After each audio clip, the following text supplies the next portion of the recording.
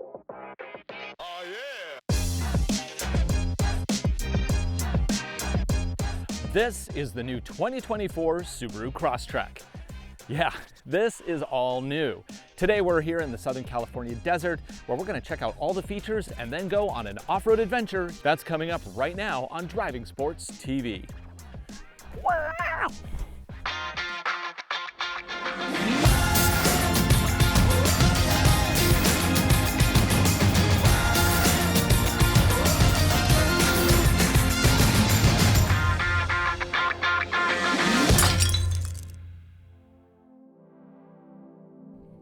The Crosstrek has been a huge hit for Subaru. It's compact, fun to drive, has great safety, and gets excellent fuel economy. In fact, the last generation of this vehicle was so good, I bought a Crosstrek Sport for my family. The model we're focusing on today is the 2-liter. This one is going to be built in Japan. A more powerful 2.5-liter version built at the Subaru Indiana plant will be coming out later this year. The 2-liter engine is available in either base or premium trims. Pricing starts at $24,995 which is unchanged from last year's model with a CVT. All trims now have steering responsive LED headlights and the EyeSight safety system with adaptive cruise control as standard equipment. What we have here is a premium trim with options. As you see it, you're looking at $29,685 including destination. Over the base trim, premium adds keyless entry, LED fog lights, rear chargers, rear tray, upgraded gauge cluster, and raised roof rails. Under the hood, the 2-liter 4-cylinder boxer engine still produces 152 horsepower and 145 pound-feet of torque. The only transmission is a continuously variable unit. Sadly, the manual transmission option has been axed going forward. Symmetrical all-wheel drive enhanced with Subaru's X-Mode off-road programming is of course standard equipment. The powertrain for 2024 does have a number of improvements for lower vibration and improved all-wheel drive performance. Economy of the 2.0 is rated at 27 miles to the gallon in town and 34 on the highway, which is still great for a non-hybrid crossover. Combine that great economy with a 16.6-gallon fuel tank and you have a range of more than 500 miles between refills. In terms of dimensions, the 2024 model is basically the same size as last year's Crosstrek, and you still get 8.7 inches of ground clearance. In terms of looks, obviously it looks very much like the old model. It's just sleeker and a little bit more refined. You now have these vents behind the wheel, and then you also have another set of vents back here. The back even now has a diffuser that looks like a boxier version of the one on the WRX. All of these exterior improvements help with highway driving comfort as it moves air around the vehicle. Chassis rigidity is up 10% thanks to improvements on the body. Inside, the seats are all new for better comfort. It should also be quieter thanks to improvements in sound deadening throughout. Shocks and springs have also been retuned for a smoother ride. The headlights on all trims are now steering directional, which is pretty cool, and they're all LED. Although it is interesting to note, the turn signal here is an old style bulb. That just seems a little funny. Now, if you do upgrade to a higher trim, which we are not looking at today, you do get a fancier light treatment, but we don't have that here. According to Subaru, many buyers who pick up a Crosstrek load things on their roof, so they always pay close attention to these racks. They have been redesigned, so they're a little bit more aerodynamic in this one, but they still hold a lot of weight. You can have 150 pounds of dynamic weight on top. If you're parked, it'll hold up to 700 pounds. If equipped with a dealer-installed hitch, it can tow up to 1,500 pounds, which makes it more of an accessory hitch. Both base and premiums come with 17 by 7-inch wheels, which is a nice look. Looks like this is a 225/60 R17. They are wrapped in Yokohama Geolandar G91 all-season radials. Now, if you're expecting to see all-terrains, yeah, no, you don't get that on a standard Crosstrek. We have to wait till the wilderness later this year, which we expect is coming, yet is not official. The bolt pattern is also new. It's now a 5x114.3, which matches the Subaru Forester. Now, moving to the back, we do have a manual lift gate, which I'm personally okay with. Under the floor is a space saver spare. In the back, with the seats up, you get 19.9 cubic feet of cargo capacity. Fold them down,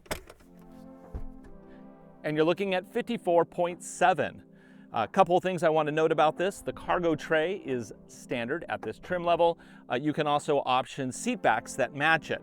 It actually creates a whole kind of like water flow diorama in rubber, which is pretty cool. Back here you also get 2 cup holders on the side. You get illumination in the corner. And yeah, that's basically it. Now, you probably are asking, can you sleep in it? Well, this is a very small car, but the answer, this is obviously a very small vehicle, but if I scrunch myself up, I actually have room to sleep plus luggage, which is surprisingly good.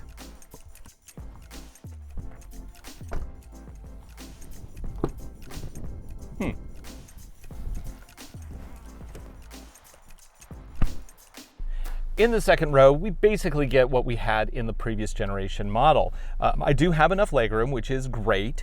The seats are relatively comfortable, but this is a back row in a small vehicle, so don't expect too much. One thing nice with this trim level is we actually get 2 USB sockets back here, both a USB-A and a USB-C. Further, we do get a fold-down armrest with integrated cup holders.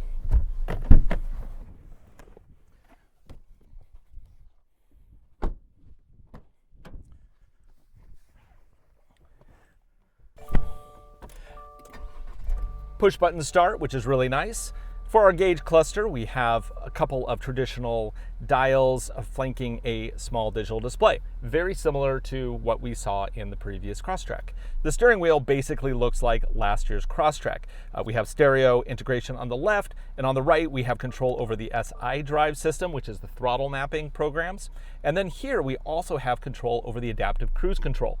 And adaptive cruise control is standard on all trim levels of the Crosstrek, because they all get EyeSight, which is one of the top rated safety systems. Now, this is a dual camera system that has a wider field of coverage than last year's EyeSight.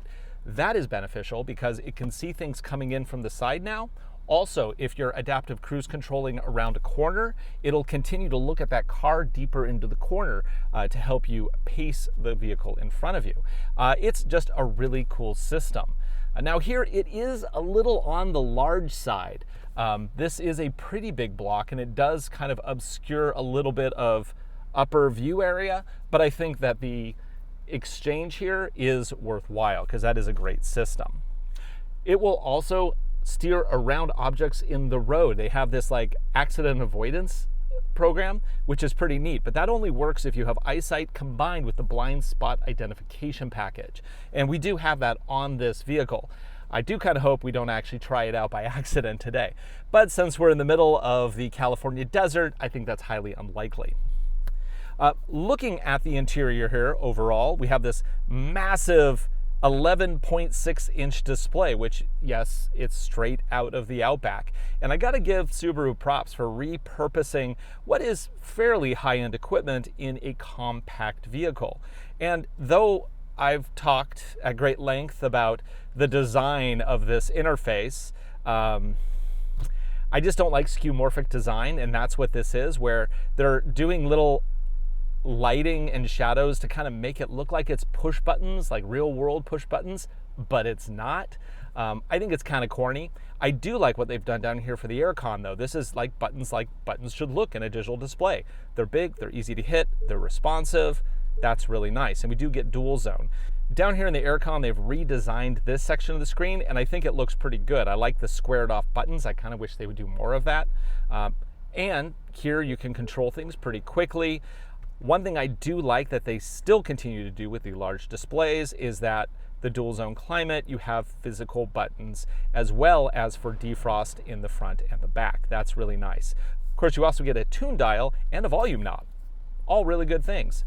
Now, as far as this system is concerned, it does have a lot of really good features. And one of my favorite features is actually wireless CarPlay, and it seems to work pretty good. I've already connected the phone. Basically, I plugged into the USB-C socket and it just said, hey, you want wireless? And I said, yeah. 10 seconds later, I had wireless. Bring it on up here. We get a nice vertical display, uses up the whole center part of the screen. And here I can, of course, run any of the CarPlay apps I have, like On X, which is not sponsored, but I do really like this app, so I'm going to show you that. That's pretty cool. And of course, it also supports Android Auto, both cabled and wireless. Switch into reverse, and at this trim level, it's just a basic backup camera. It's not great, it's the same as the old one, but we do get guidelines, which is always a nice feature at this price point. Now we do have one other section of the display up here, and that is this one on top. Now this is kind of the multi-function display. It can show you weather, engine temperature, all that kind of stuff, what music is playing, but it also is your X mode button. Yeah, in the previous generation, you actually had a physical button down here. Now it's up on the screen, at least at this trim level when you get the big display. And we're gonna play with that in a little bit. Now this is only single mode X mode. Typically it's sport, touring, and then the wilderness, which doesn't exist, but which will probably be out later this year. That will also probably, if it existed, it would have dual mode also. This one just gets single mode, but I find that the system is very effective, and that should be plenty for somebody at this trim level. Now, looking at this interior, it's a lot of gray on gray, but I do like the design they went with. I think it actually works pretty good. This doesn't look like a big tablet that they just stapled onto the dash. It's nicely integrated. Moving on down here, instead of piano black, we have this kind of matte gray, which works for me. It does look a little sparse, but I think that's okay. I think going with simple over designed is a better call. Oh, and we also have seat warmers. Now let me talk about the seats here. First off, it is interesting that the seat warmer buttons are down here, because in the Outback they're up here, and it always bugs me the way you have to work on it. Anyway, we get the physical buttons here like the old Crosstrek, which I like. And they've made the seat warmers even hotter in this new version. And it's all part of a redesigned seat that's supposed to make long-term driving way more comfortable. I think that was my only real complaint with the Crosstrek Sport that I own, is that on long trips, it's not as comfortable as the Outback. These seats, I've been in them for just a few minutes, and I can already tell these are way better. Of course, I'll report on them later in this video as well. But they support really nicely, even with this fabric covering, which seems like it's going to be pretty durable, probably. It feels thick, and yeah, feels great. Now, in terms of adjustments, they are power adjustable on this side. Passenger side, it is manual adjustment only. Okay, what else do we need to talk about? Well, we do have a sunroof. That's nice. We get visors with an extended sunblock. I get a mirror with an old school light. I don't think that's LED. And yeah, that's about it. Let's go for a drive.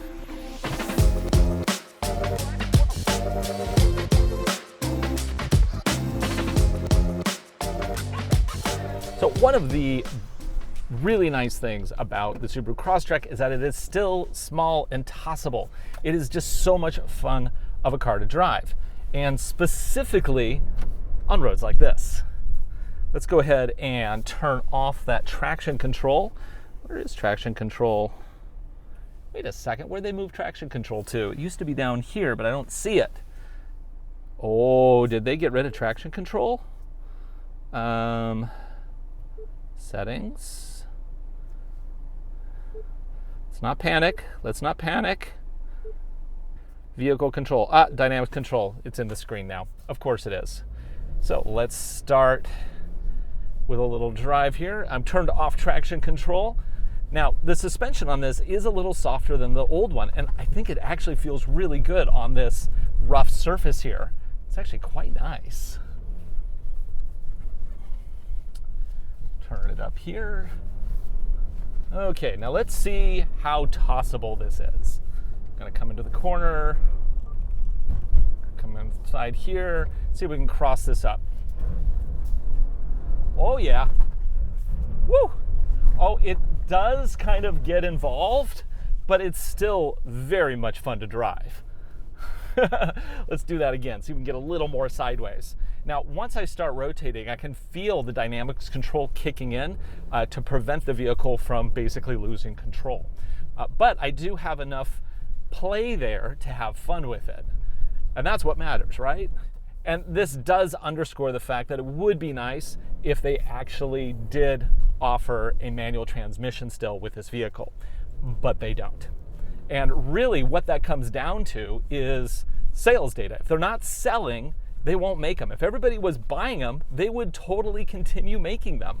But the reality is this is where we're at today. Okay, one more time, and then we're gonna go hit the highway and try to find some fun. Woo! Just get the throttle. So the 2-liter engine does have enough pep to have fun. But I think it's time that we're going to do some real testing. So let's go ahead and hit the highway. We'll do 0 to 60, and then we'll do some off-road testing, proper off-road testing. Thank goodness we still have the 8.7 inches of ground clearance.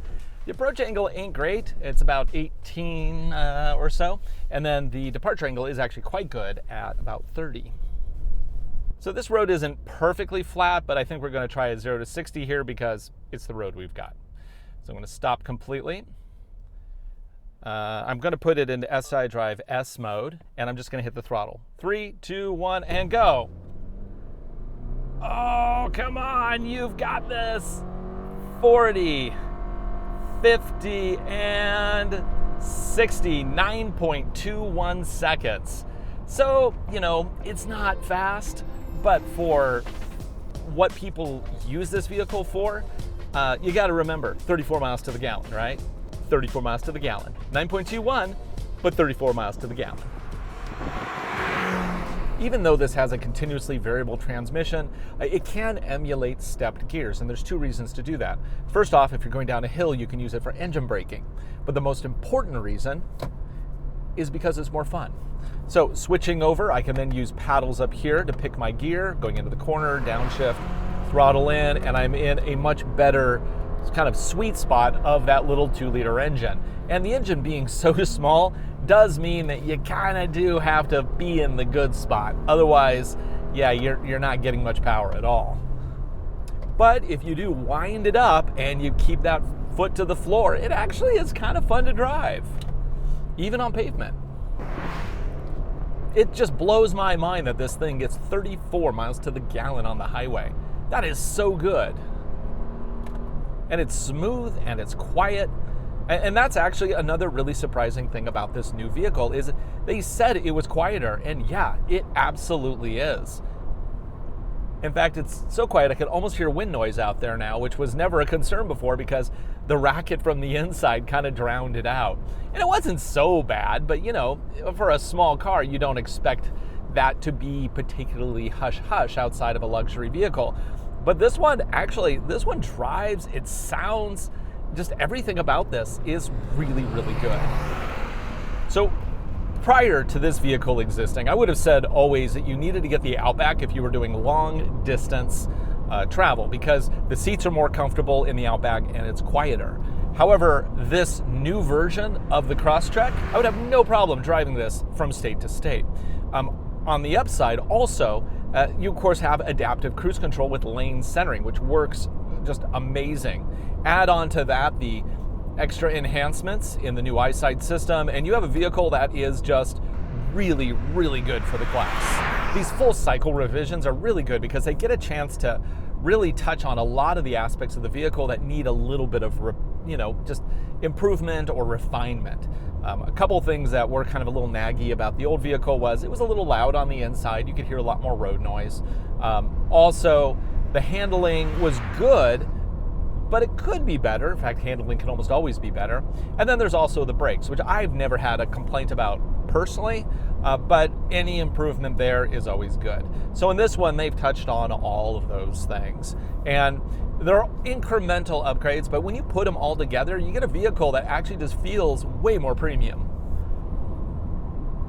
In terms of drive modes, you really don't have a lot here. You have their SI drive system, which changes the tip-in on the throttle to be more aggressive or less aggressive, but that's basically all it does. And if you're going wide open throttle anyway, then that's not going to change anything because wide open throttle is its own thing outside of the SI drive settings. I've now been driving this vehicle for probably a good, about an hour, and I am still very comfortable. These seats support just so much better than the old ones.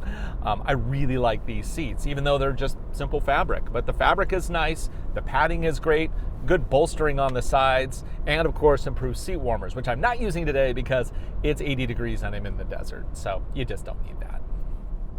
So we're going to jump onto the freeway here just for a little jaunt and try out the adaptive cruise control. which, based on prior experience, is probably pretty good. Turn right onto the I-10 So, on I-10 for 4 miles. Gonna floor it, and yeah, this is where that little 2 liters power really doesn't feel fast.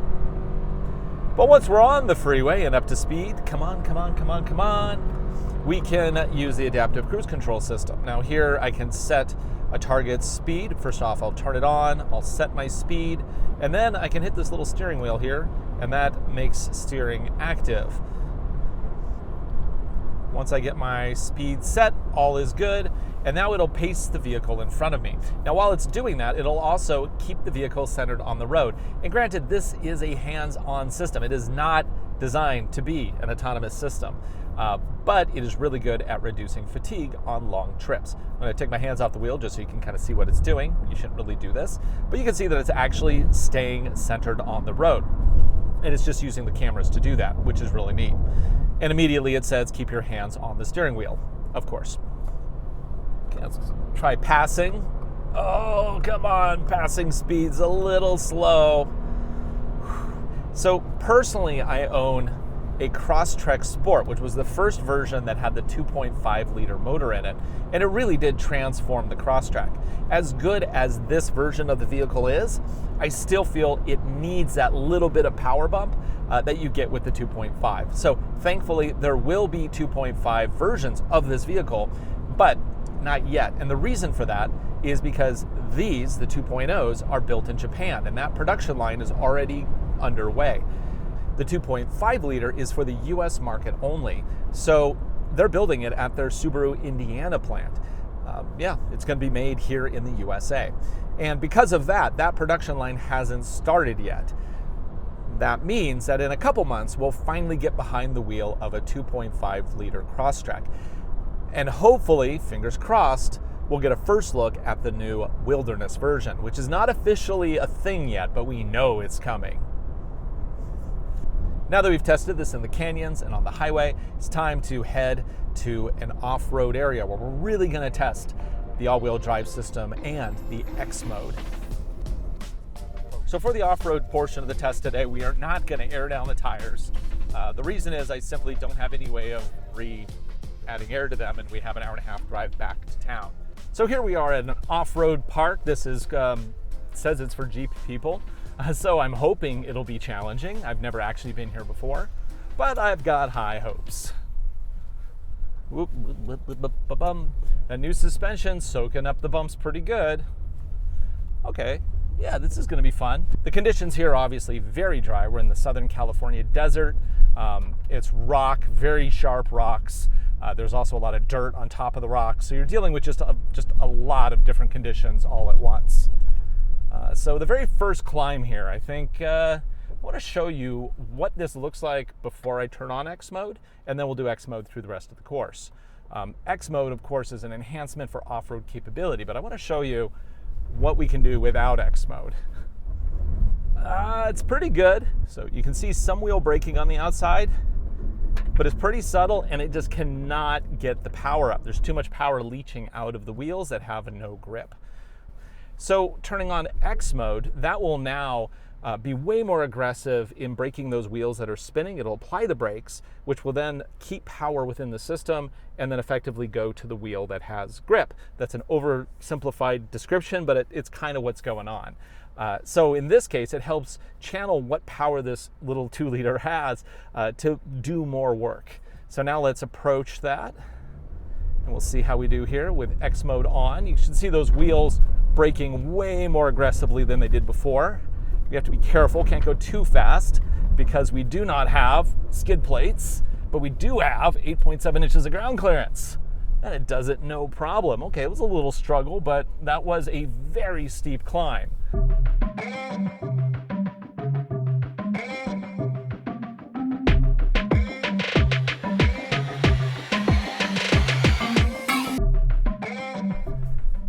And here's another one. Let's do this. So I can't go too quick here because I'm running full tire pressures, and I'm also just running all season radials. So we don't have any extra, reinforcement on the tire or anything like that. So I have to be careful I don't shred a tire on the rocks here. And unfortunately, this does not have a full-size spare. Those will be, I assume, in other trims later, maybe, if there's room. I don't know. There we go. Sliding right when we lose a little grip there. That's kind of what I expect. Now, this is a small hill, so I just release the brake. Hill descent control kind of takes over. If I go up to 5 miles per hour and I release the brake, now we roll at 5 miles per hour. It basically picks up from where your gas pedal left off. Okay, we're doing fine here. Now, the approach angle is always the Achilles heel in a Subaru. Just by nature of the way the boxer engine is configured inside the vehicle, you just end up with, you know, you got a lot of engine out there. And that makes for a very low center of gravity because it's mounted low, but also it means that you have a lot of car out there that can hit things. So you don't have a very good approach angle on this vehicle, but the departure angle at 30 degrees is excellent. So you just have to be careful when you're doing off-road that you don't punch the nose into the hillside as you're trying to climb up. Okay, now here's the final test. This will be hill descent control again, but now we're going to do it as slow as it can go. And I kind of wish this had a camera right now, a front camera. It doesn't. Let me just take a quick look to check out that road to make sure there's a road there. Okay. We got a road there. To make sure I go a little bit left of the shrub. Okay, and down we go. So I'm cresting, and then I'm going to release, make sure I don't hit that pole. I'm going to release the gas pedal and the brake pedal, and we're just slowly going down at about 2 miles per hour, which is a pretty good hill descent speed. I do prefer it if it can go as low as 1 mile per hour, but you know, given the intended audience for this vehicle, I think 2 is just fine. And then as soon as I'm ready to go, I just add a little throttle and I can drive out. You know, one thing really nice about small vehicles is that they can get through washouts like this, no problem. They're so small, you're not gonna hit anything. I mean, try that in a Tundra. Yeah, you're not doing that. You know, this is such a capable, fun to drive car. It's really like the best Swiss Army knife of compact cars. I just love this thing. Man, these tires are hating life. They're like, we weren't designed for this. It's like, I don't care. Get to work, tires. Oh yeah. There's a cliff here somewhere. I don't want to go over the cliff. Oh man, this is awesome. Oh yeah, look at this view.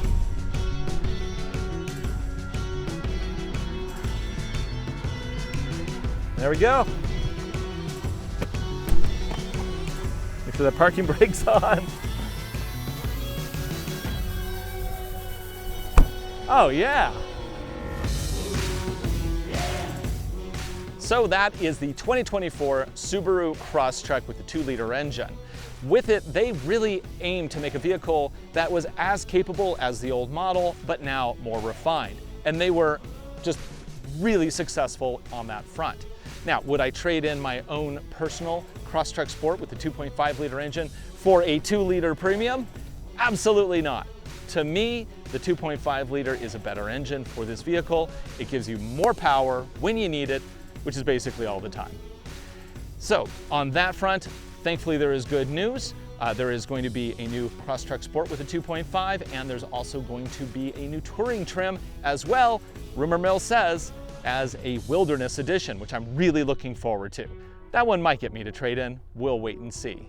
For Driving Sports TV, I'm Ryan Douthit. Thanks for watching. Be sure to like, subscribe, share videos. We make them for you, and I hope you enjoy them. Also, please leave a comment below. We'd love to hear your thoughts on the new 2024 Subaru Crosstrek.